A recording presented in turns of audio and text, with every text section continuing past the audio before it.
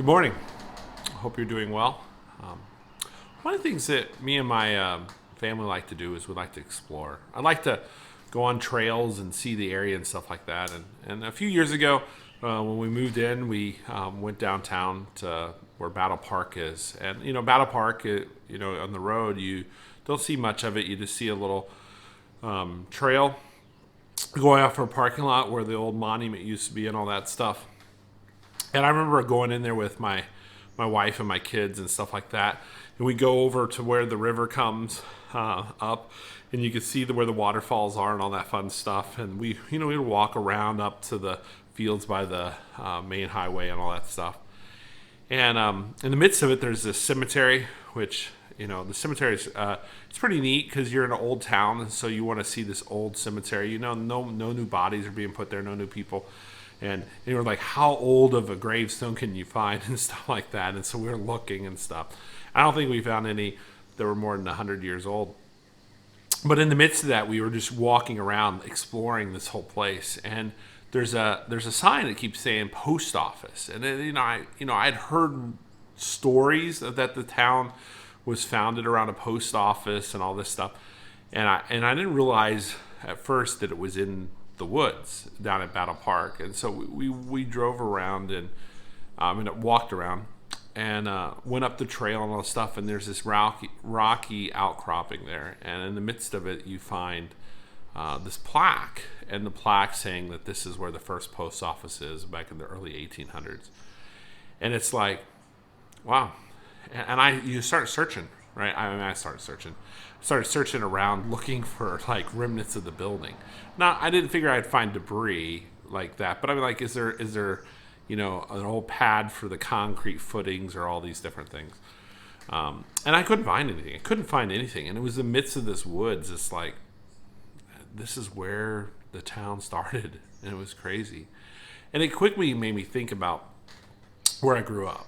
So I grew up in a town in southern Indiana, Jasper. And Jasper, we have a river too. And the river, I remember as a kid always just driving over the river and watching the river flood and stuff like that. And hearing stories when I was a kid that it flooded above the river, above the bridge, which was crazy high if it happened, sort of like here. And when I was in college, they started redoing downtown, and they added a river walk and all this stuff, and added this beautiful mill and all these different things, and gazebos, parking, and all the fun stuff, and walking trails. Same place where I mentioned a couple weeks ago or last week about the barn where we had my wife pulling weeds and stuff fun like that. Anyways, on these trails down there, there's the main path you can take, and it takes you past the wonderful little mazes and different things that they've made and stuff. But there's another path that goes right by the river. It's sort of a little out of the way. And if you're walking on this path, you start noticing there's these concrete foundational footings. And there's probably 16 or 20 of them that I really quickly noticed because they're exposed. But if you sit there and start looking really in the woods and stuff like that, there's like at least 50 of them. And these footings, there's a little plaque on one of the sides. And my wife and my daughter, of course, are climbing all over them and stuff. And you look at the little plaque, and it says, this is where the original mill was. And I sit there and I think about it. It's like, this is the mill that was built to, it was the original settlement, original place where the town was formed. And it's in the middle of this river valley that I know floods. There's nothing by it. It's in the middle of the woods. And it's like just these foundational blocks now. Same as the post office. It's like here in town, it's like you go there without the plaque, you would have no clue that there was a post office there. It's Battle Park. You wouldn't even know there was a battle there if you sat there and didn't know the name of the park. All this stuff, it's gone. It's gone. All you see is these plaques or the foundational pegs of this one building. It's all that's left. It's gone. Jesus tells this story, this parable in Luke chapter 15. He tells this parable about two brothers and a father. A father that has two sons, and the two sons are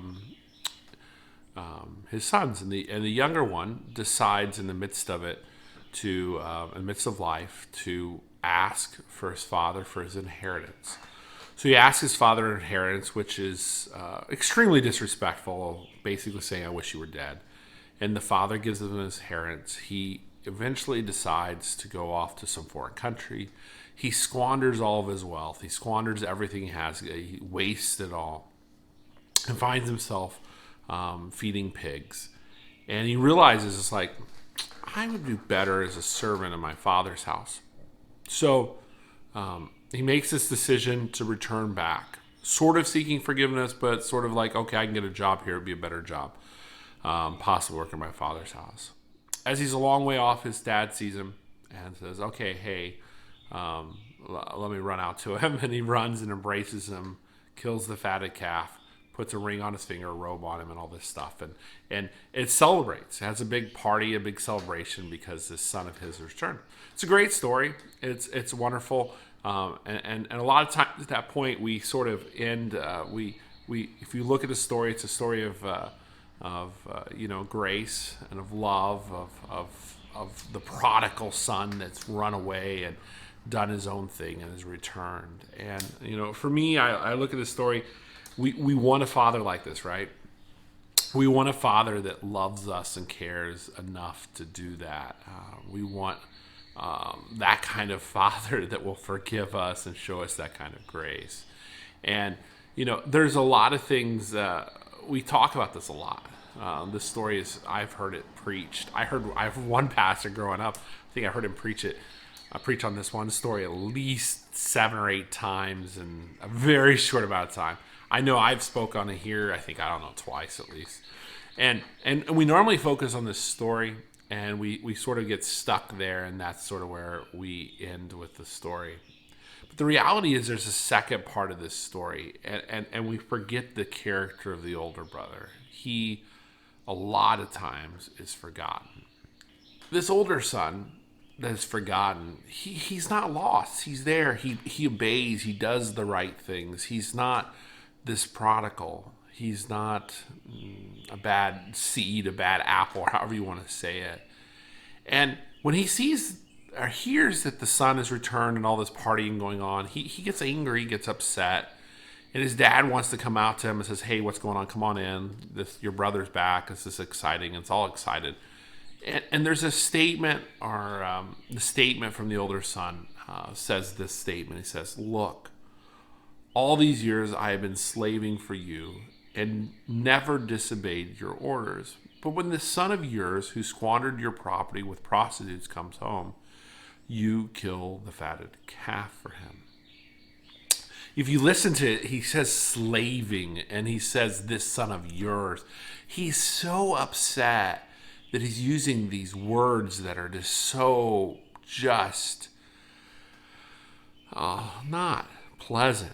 Not pleasant. This taking away the fact is that I'm being obedient and following you as a dad. But this is slaving. I've been that diligent and stuff like that. There's a disconnect here. And this story, a lot of times we just ignore this part and we don't look at it. I've tried to find pictures of downtown, of Rocky Mounts, the old post office, and I can't find them. I can't find them. I've tried to find pictures of the mill in Jasper. I've seen a couple, but they're really interesting, and they're like these old drawings of it more than anything else. And they're gone. It's been hundreds of years since they were there. But in their day, these buildings were the center of town. They were the center of all this, and people had to work really hard. I mean, both of these towns, the river is so close that it floods all the time. I mean, I know that here in town in Rocky Mount, that the number of times since I've been here where the flood has come up in that area, it's been probably, 5 or 6 times. I know that the Rocky Mount right there is a little higher in that place, and it probably doesn't get flooded, but everywhere around it would. And so all this work to build these places and all this stuff, and it's gone. These towns were the center. These places were the center of the communities. The whole place was centered around it. But if you look at today, in both of our towns, both of these towns, people just drive by and don't even realize. I know as a kid in Jasper, I literally didn't know the mill was even there. I didn't know the mill was there. I didn't even know any history of it. I knew the history of our name, where an old lady had named it. I knew here when I moved here real quickly that it was named after some outcropping or something like that of downtown. But I didn't know anything else. I just, that's all I knew. And so I never seen it. I didn't realize how much was there. It's so easy.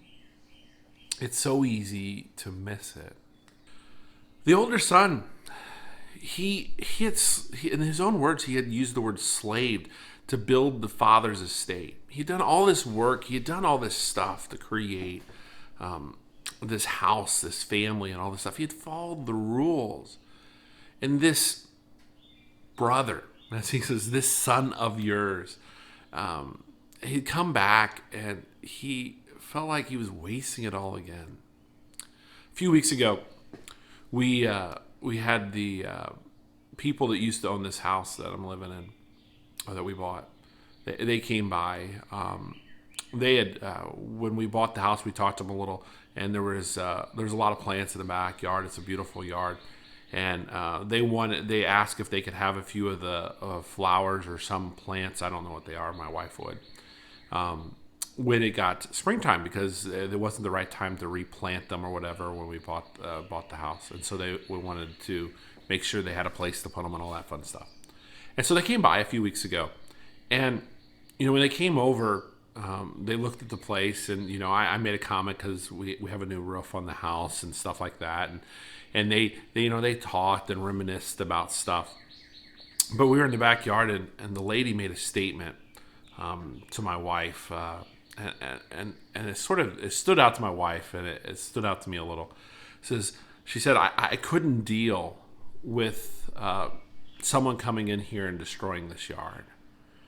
And they talked, when they were in the backyard, they talked about, this plant came from my mom, this plant came from my father's yard, my grandparents, or this or that. And there was so much ownership of every little thing in the yard. It was just like, they had spent so much energy and effort about the backyard, and I could hear my wife and me many a times are like, well, let's remove this, let's do this. And it's like, I mean, the picture that would happen what if we would have destroyed everything? How would they have reacted? And so I think there's a lot of that in the older son. I mean, the older son was upset. He was angry.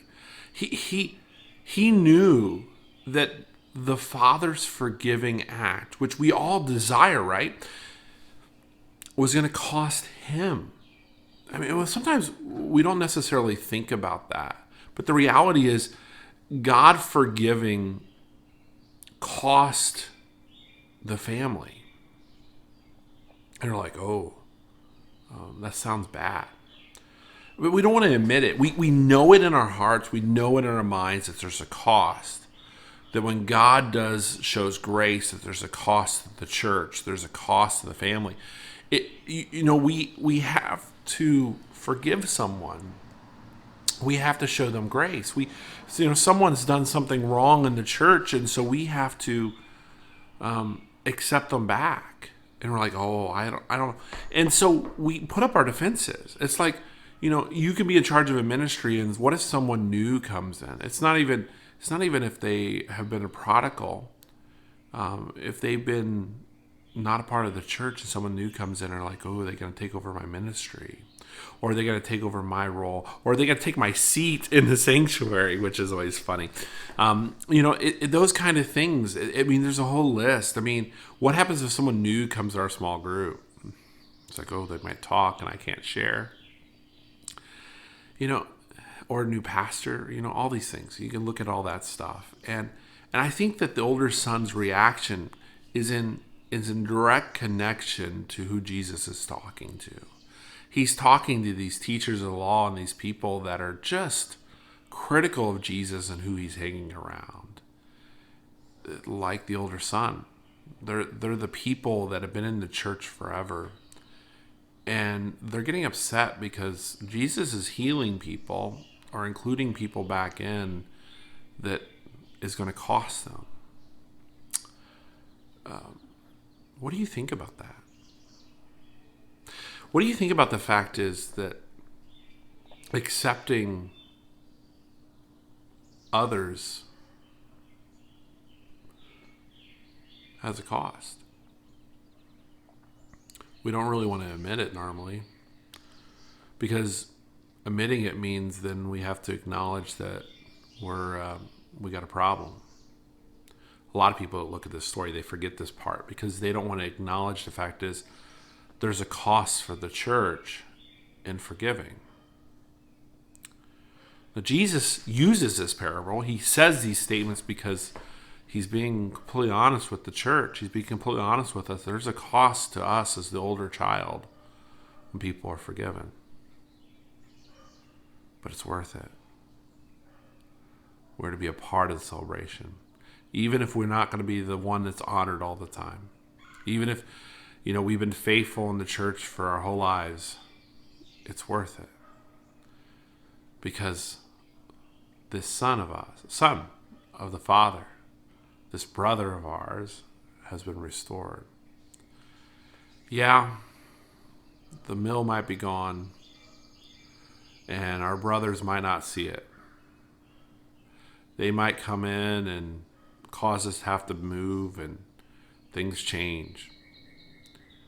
But that's for the better. We can't get stuck loving the things that we've made more than we love God, more than we love our brother and sister. Because when we do that, it's hard for us to love God truly. It's more about loving our comfort, our safety, the things we've made, our church. Because it's not our church. It's God's church. And as it's God's church, it's going to change. It's going to move. It's going to flow. We need to accept that. Even if we're not the center of attention. Because Christ is the one that should be the center, not us. May this week, may God's Spirit be upon you. May your heart forgive and accept those that their forgiveness cost us something. Because it's worth it. Because someone before had to pay the cost for us. Christ paid the cost. And the church that accepted us paid the cost of their time, their energy, their efforts because they love us and they love Christ. And we should follow their example. It was hard for the church to accept Paul, but they did, even though he persecuted them. They accepted him and they included him. It can be hard for us to accept that child that has been destructive, or the family member that's been destructive at the church and our community. But God calls us to accept them and embrace them back into the family, even if they become a prodigal, even if it costs us. Because they are the beloved of God, just as we are. Go in peace.